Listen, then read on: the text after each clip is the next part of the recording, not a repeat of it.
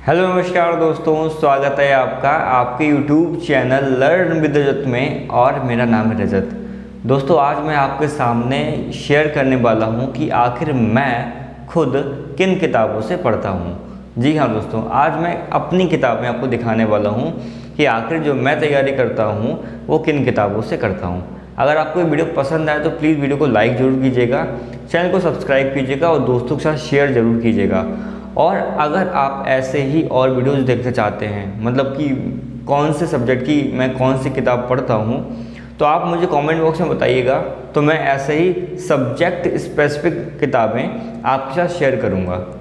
आज के इस वीडियो में मैं पर्टिकुलरली एक सब्जेक्ट को लेकर पूरा वीडियो आपके लिए बनाने वाला हूँ कि आज की तारीख में अभी तक मेरे पास इंग्लिश सब्जेक्ट की कौन कौन सी बुक्स हैं और मैं किस एग्ज़ाम के लिए किस बुक को रेफ़र करता हूँ। जी हाँ दोस्तों, बेहद ज़रूरी होता है कि आपके पास ये भी पता होना चाहिए कि आप किस एग्ज़ाम के लिए कौन सी बुक को रेफ़र करेंगे।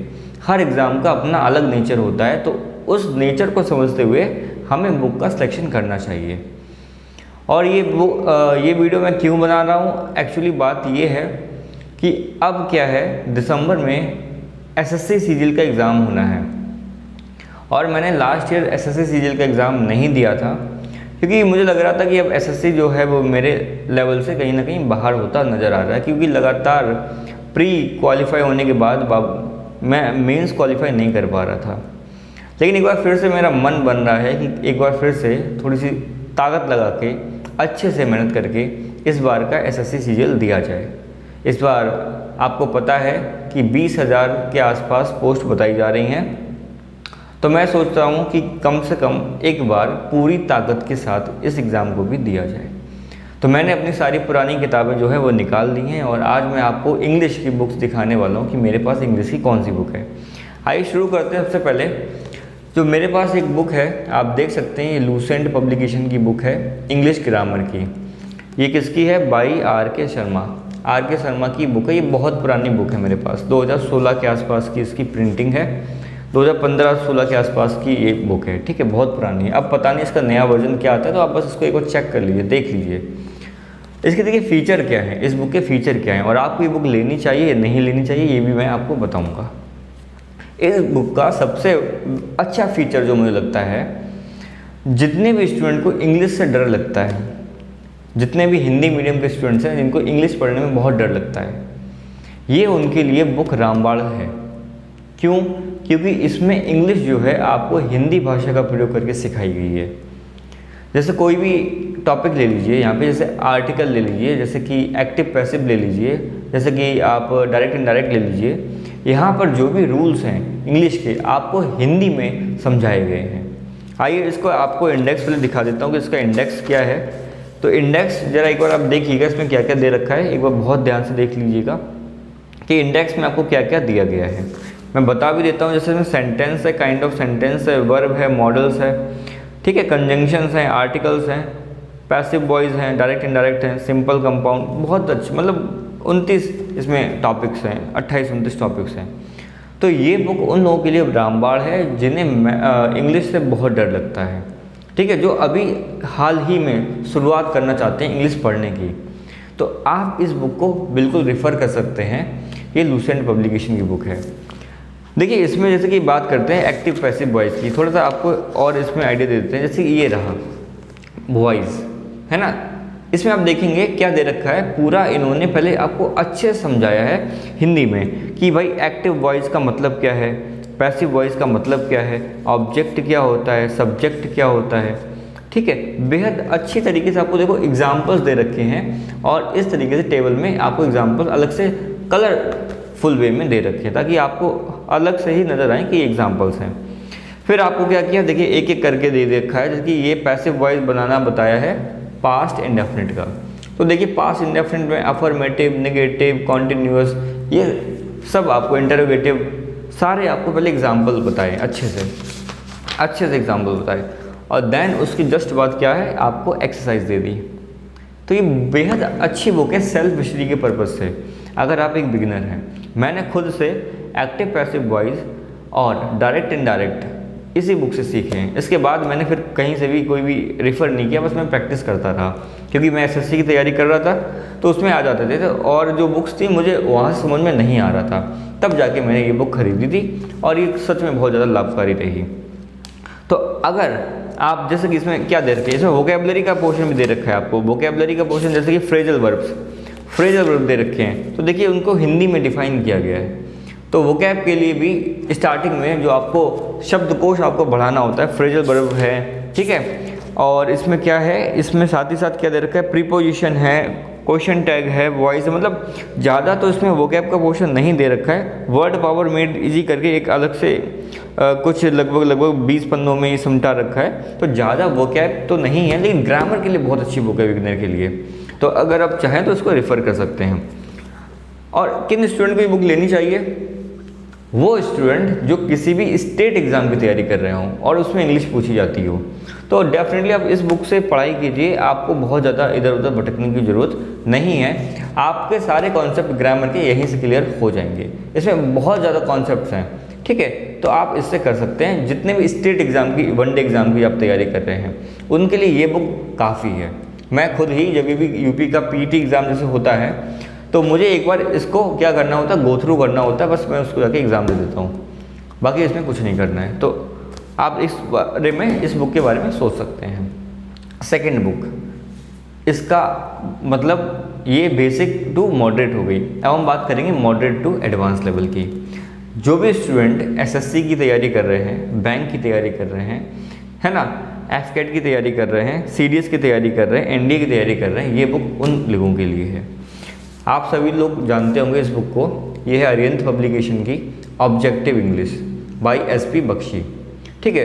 बहुत बढ़िया बुक है, बहुत अच्छी बुक है, लेकिन ये उन लोगों के लिए बहुत बड़ा सिरदर्द भी है जो पहली बार इंग्लिश पढ़ रहे हैं, जो पहली बार सेल्फ स्टडी करके इंग्लिश को अपनी इम्प्रूव करना चाहते हैं।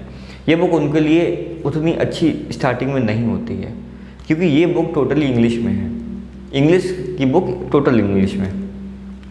लेकिन अगर आप इस बुक में टिक गए, आपने इसके कॉन्सेप्ट समझ लिए, एक बार में नहीं भले ही 10 बार में समझे, अगर आप इस बुक के साथ टिक गए, तो फिर यकीन मानिए आपका ग्रामर में कोई भी तोड़ नहीं होगा। आपको ग्रामर के कोई भी क्वेश्चन दे दिया जाएगा, आप उसमें फटाक से एरर निकाल देंगे कि इसमें ये वाला एरर है। तो ये है, लेकिन आपको इसके साथ टिकना पड़ेगा, समय मांगती है ये बुक। देखिए मैंने भी देखो इसको पढ़ के रखा है। मैंने कम से कम ये नाउन जो चैप्टर है, प्रोनाउन चैप्टर है, ये जितने भी आप जानते हैं नाउन, प्रोनाउन, वर्ब, एडजेक्टिव, इसको मैंने जाने कितने बार में समझा होगा। एक बार में मुझे खुद नहीं समझ में आया। इवन मेरी स्कूलिंग इंग्लिश मीडियम स्कूल से हुई है, लेकिन मुझे भी खुद से एक बार में समझ में नहीं आया। कम से कम 10 बार मैंने चैप्टर्स पढ़ रखे। देखिए आप यहाँ पे देख सकते हैं, मैंने यहाँ पेंसिल से लिख रखे हिंदी में मीनिंग्स, मुझे नहीं आ रहे तो मैंने लिख लिए, ठीक है। कम से कम इसी चैप्टर को मैंने 10 बार करके रखा है, तब जाकर मुझे एक क्लियरिटी मिल पाई है कि आखिर क्या होता है नाउन, क्या कॉन्सेप्ट है और किस तरीके से उसमें एरर फाइंड करते हैं। देखिए इसमें क्या है, हर चैप्टर के बाद आपको इस तरीके से वर्कशीट देखने को मिल जाती है, वर्कशीट ए, वर्कशीट बी, और लगभग 20-20 क्वेश्चन यहाँ पे देखने को मिल जाते हैं, ठीक है। ऐसे इसके बाद प्रोनाउन आ जाता है, तो आप प्रोनाउन को देख सकते हैं। इसमें मैंने कम से कम 8-8 बार, 7-7 बार, 10-10 बार, तब जाके मुझे ये समझ में आई। लेकिन हाँ, उसके बाद फिर आपको कोई बुक नहीं पढ़नी है। इसके बाद देखिए ये आपको वर्क बुक टाइप की दे दी जाएगी, फिर रिव्यू एक्सरसाइज, और उसके बाद आपको आंसर्स दे दी जाएंगे। देखिए इसमें आंसर जो दिए गए हैं वो मेरे हिसाब से थोड़े से कम डिस्क्राइब करके दिए गए हैं। मतलब आपको सीधा बता देगा कि ड्रॉप द बिफोर एयर, मतलब एयर से पहले दा लगा दीजिए, बस इतना सा आपको एरर में उन्होंने आंसर दे दिया। मतलब बहुत ज़्यादा एक्सप्लेनेशन के साथ आपको आंसर इसमें देखने को नहीं मिलेंगे। ये थोड़ा सा मुझे इस बुक का कमी लगती है, लेकिन बहुत बेहतरीन बुक है। चाहे आप वोकैब पोर्शन की बात करें तो वोकैब पोर्शन भी आपको इसमें इंग्लिश में ही देखने को मिलेगा, यानी कि फ्रेजल वर्ब हो गए, ठीक है, जो भी आपको सिनोनिम, एंटोनिम्स हो गए और वन वर्ड सब्स्टिट्यूशन हो गए, आपको सब कुछ इसमें इंग्लिश में ही देखने को मिलेगा। और इंग्लिश मीडियम वालों के लिए ये अच्छी बुक है। मैं ग्रामर के लिए इस बुक को डेफिनेटली रेफ़र करता हूँ खुद पर्सनली। इसलिए आप देख सकते हैं इसकी कंडीशन क्या है, ये चिट भी लगी है, शायद कभी कुछ पढ़ा होगा। तो ग्रामर के लिए बहुत शानदार किताब है ये, लेकिन वोकैब के लिए जो पढ़ सकते हैं उनके लिए अच्छी बुक है, लेकिन इंग्लिश टू इंग्लिश वोकैब पढ़ना मेरे लिए खुद से मुश्किल हो पाया था। तो फिर मैंने सोचा वोकैब के लिए क्या किया जाए, क्योंकि यहाँ पर ज़रा देखिएगा सिनोनिम मैं आपको दिखा दूँ ये क्या है। एक मिनट ज़रा सा टाइम दीजिए, मैं आपको दिखा देता हूँ यहाँ पे क्या है। जैसे कि ये वन वर्ड सब्स्टिट्यूशन है, आपको देखिएगा वन वर्ड सब्स्टिट्यूशन, एब्डिकेशन है ना, वन वर्ड सब्स्टिट्यूशन है यहाँ पे एब्डिकेशन, इसका बिल्कुल इंग्लिश में ही मीनिंग आपको दे रखा है। तो फिर मेरे लिए बड़ा मुश्किल हो गया भाई, ऐसा तो नहीं पढ़ पाएंगे, क्योंकि भले ही मेरी स्कूलिंग इंग्लिश मीडियम से हुई है, लेकिन फिर भी बहुत ज़्यादा दिक्कत होती है। पैसेज भी यहाँ पे आपको दे रखे हैं, 20 से 25 पैसेज भी दे रखे हैं, यानी कि वोकैब हो चाहे ग्रामर हो चाहे आपका रीडिंग कंप्रीहेंशन हो, आपको सब कुछ इसमें मिल जाता है। लेकिन फिर से वही बात है, हम किस बुक के साथ अपने आप को अच्छा फील करते हैं। तो मैंने ग्रामर का जो पोर्शन है वो इस बुक से कंप्लीट करके रखा है जब मैं एसएससी की तैयारी करता था, लेकिन एक बार फिर से मुझे तैयारी करनी है तो मैंने इस बुक को फिर से निकाल लिया ताकि रिवीजन करने में आसानी रहे। जिस बुक से आप पढ़ते हैं बस आपको उसी से रिवीजन करना है, ये मैं आपको बता देता हूँ। नेक्स्ट बुक की हम बात कर लेते हैं, जो कि मैंने फिर से मंगाई क्योंकि मैं सेटिस्फाई नहीं हो रहा था फॉर द वोकैबुलरी। तो मैंने फिर बुक मंगाई थी, ये वाली बुक आप जानते हैं इंग्लिश की बुक है, नीतू मैम की बुक है, आप लोग सब लोग जानते हैं केडी कैंपस की बुक है नीतू मैम की। तो ये बुक मैंने मंगाई और इस बुक में मैंने क्या किया, मैंने देखा इसका ग्रामर पोर्शन भी डिट्टो ऑलमोस्ट जो है वो इसी बुक के जैसा है, एसपी बख्शी के जैसा। तो आप लोग अगर चाहें तो इन दोनों में से कोई एक बुक ही रेफ़र कीजिएगा, या तो एसपी बख्शी या केडी कैंपस, अगर आप थोड़ा अच्छी लेवल का पढ़ना चाह रहे हैं। लेकिन अगर आप वनडे एग्ज़ाम के लिए वैसे पढ़ना चाह रहे हैं, एसएससी को टारगेट नहीं करें, तो फिर लूसेंट ही काफ़ी है आपके लिए। तो यहाँ पर क्या है, जैसे कि इसमें भी डिट्टो इंग्लिश टू इंग्लिश ही आपको चीज़ें सिखाई गई हैं, ठीक है। पैसिव वॉइस हो, एक्टिव वॉइस हो, हर चीज़ आपको इंग्लिश में ही देखने को मिलेगी। अच्छी बुक है। देखिए इसमें क्या है, लगभग इसमें भी वही है सेम, कि हर चैप्टर के बाद आपको क्या दे रखे हैं। देखिए इस तरीके से मैं दिखा देता हूँ, सब्जेक्ट वर्ब एग्रीमेंट, सारे वही चैप्टर वही टॉपिक आपको देखने को मिल जाएंगे इस तरीके से। और इसमें क्या है, आपको उसके बाद क्या दे रखा है, क्वेश्चन दे रखे हैं स्पॉट द एरर करके, इस तरीके से स्पॉट द एरर करके, ठीक है। लगभग 50 क्वेश्चन इसमें दे रखे होते हैं, 50 क्वेश्चन के आसपास, 55 क्वेश्चन के आसपास दे रखे होते हैं। उसके बाद देन जस्ट इसी के नीचे आपको आंसर मिल जाएगा, पूरे 50 क्वेश्चन के बाद उसके बाद इसका आंसर। जबकि उसमें क्या था, उसमें एक पूरा सेक्शन था नाउन प्रोनाउन, देन उसके बाद उन दोनों के लगातार आंसर थे। तो एसपी बख्शी की बुक में कुछ इस तरीके से, देखिए ये कोई चिंता की विषय नहीं है। बाकी इसमें क्या एक अच्छी बात मुझे देखने को मिली, वो मैं आपको दिखाना चाहता हूँ। देखिए हर बुक की अपनी खासियत होती है, तो वही मैं आपको यहाँ बताना चाह रहा हूँ कि क्या इस बुक की मुझे खासियत लगी। ग्रामर पोर्शन मुझे सेम लगा, ग्रामर पोर्शन सेम लगने के बाद मैंने इससे ग्रामर नहीं पढ़ी है, मैंने इससे कभी ग्रामर नहीं पढ़ी है। ग्रामर जब एक बार मैंने कंप्लीट कर ली एसपी बख्शी से तो बस कंप्लीट है। ये देखिए वोकैब का सेक्शन, वोकैबुलरी शब्दकोश, इसमें आपको इंग्लिश के हिंदी मीनिंग भी दिए होते हैं और उसके बाद उसका इंग्लिश में भी मीनिंग दिया है। इंग्लिश जो वर्ड है उसका हिंदी में मीनिंग दिया है और इंग्लिश में भी मीनिंग दिया है। तो ये बहुत ज़्यादा मुझे अच्छी बुक इस बात के लिए लगी कि मुझे इसमें हिंदी में भी जो है वर्ड की मीनिंग देखने को मिल गए।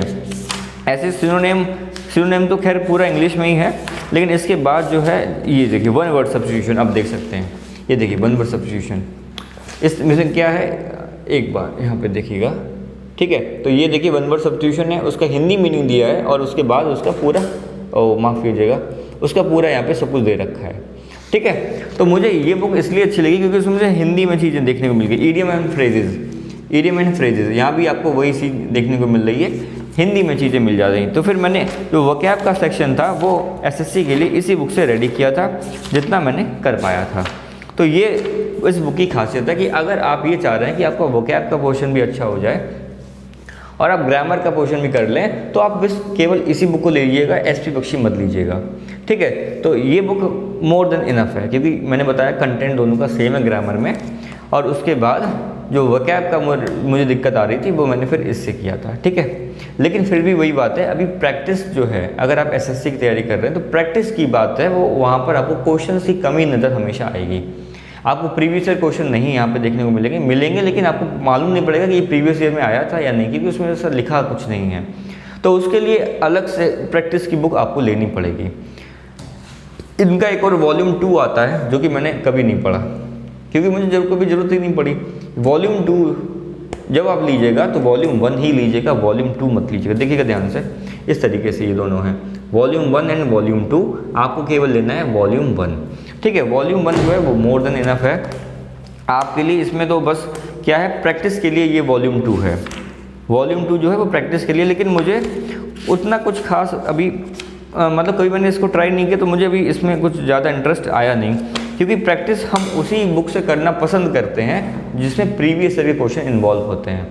जैसे आप अगर पीटी के एग्ज़ाम की तैयारी कर रहे हैं तो आप प्रैक्टिस भी उसी से करेंगे ना, जहाँ पे पीटी के एग्ज़ाम के क्वेश्चन देखने को मिलेंगे।